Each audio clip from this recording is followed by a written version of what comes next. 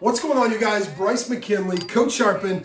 You know what time it is. In this video, I'm going to show you how to run an effective sales team meeting, the structure to do so, and the best format in which to get the results. So by the end of this video, I hope that you know not only the outline in which your meeting should look like, but the difference between a meeting and a training event. If you don't know Bryce, he's crushing it. He's doing over 50 wholesale deals a month. So you want to know how to run an effective sales team meeting, right? You want to train your acquisitions best, but then also serve them along the way. The first thing I want to point out is there's definitely a difference between a sales team meeting or acquisition meeting and ongoing training. That's right. The difference is this. The meeting, or what we call the team huddle, is a quick, to the point, precise meeting that breaks down a series of events or a handful of things that need to be done daily to not only track where a person's at, but give them motivation to go into their day.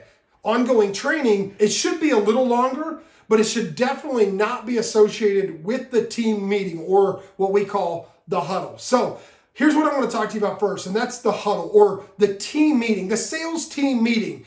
In a sales team meeting, you should have a few things very specific laid out and outlined that they should expect every single time. Number one, they should understand and know the benefits. Like in this meeting today, we're going to talk about this so that you can get this. Give them the results of what you're going to talk about and why it's important, so that way they listen to exactly what you're going to be talking about. Next, you want to lay down the rules, the guidelines, the time from which your meeting is going to start and end, and not only the rules, but the agenda. So that way they know, okay, I need to get this out, and ask these questions. Very precise gets very precise results. Very precise questions, very precise answers always get better results. So what does that outline look like? Well, precise time. So when you're going to start a meeting, right? So for example, we start our meeting at 12 noon every single day on the dot.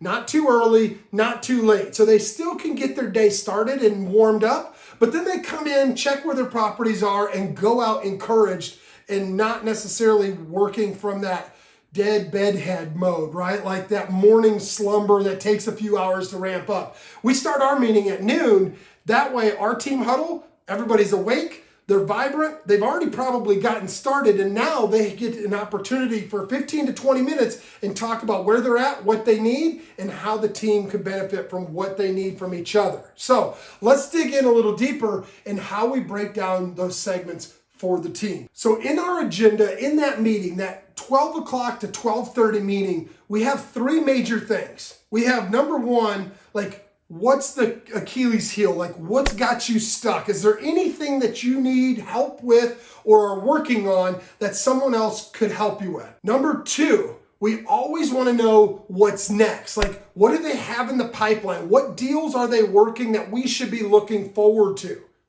And then number three, their metrics. We want them to know their metrics, but also be aware if they're aware of where they're at. So for example, we track their follow-up dates. Just using it as an example, but if we've given them so many leads that should be into a follow-up status, or maybe they are in a follow-up status and the date is behind the existing date, like today's date, but their scheduled follow-up was a week ago or 3 days ago. We want to have a conversation with them and understand, like, hey, you were supposed to call them 2 days ago. Why didn't you do that?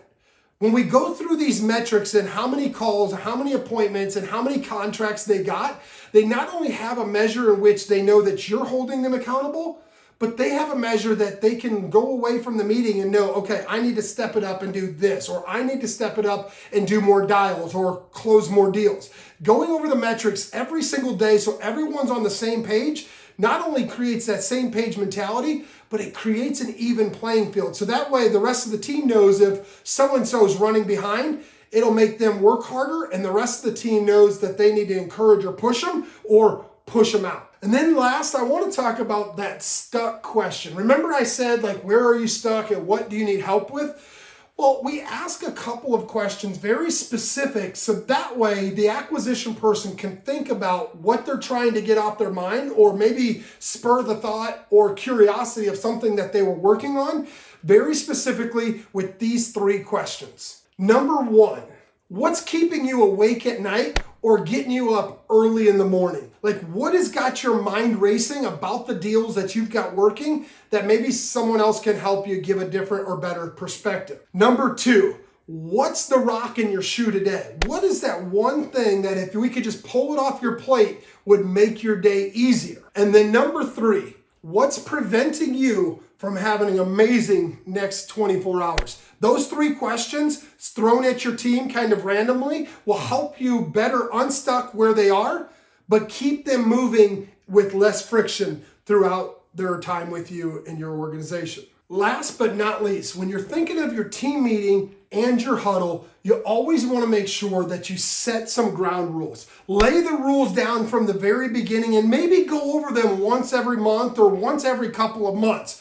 And those ground rules look like this. Number 1, start and finish on time. That's right. Don't tell me your meeting's going to start at noon and then you don't start till 12:15, because you're going to lose a lot of respect in your team's eyes. And if you allow them to mingle and take over the meeting, guess what? You're going to lose control of the authority that they have or that you have and that they follow. And if they're running things, who's running your business? Number 2 is no generalities. Keep it very laser focused. This is what we're here to accomplish. This is what we're doing, and how can we help you today? Very specific, no generalities. And number 3, everything is fine. This meeting is nothing but positivity. I like to say, it's no big deal. That's easy. We can fix it. Those offline problems, those things that could be kind of a cancer in the team meeting, make sure that you nip them in the butt and you take them offline. Take them one-on-one and don't allow those cancerous problems or those cancerous energy suckers or those cancerous you-know-who in your organization to suck the oxygen out of the room in your team huddle. Keep it positive, keep it specific, and take offline problems offline. Hey guys, Bryce McKinley here, Coach Sharpen. You know what time it is. I want to personally thank you for watching these videos. You see, you might want to subscribe to this channel, and I'm not just saying that to get more followers, but the knowledge that I drop, I guarantee you won't get anywhere else. You see, the information that I give is not just the fluff that every other puru, screw and guru talks about. You might want to stay alert for what's happening next. So, subscribe, hit the notification bell to keep you posted. You're not going to want to miss what I drop on this channel.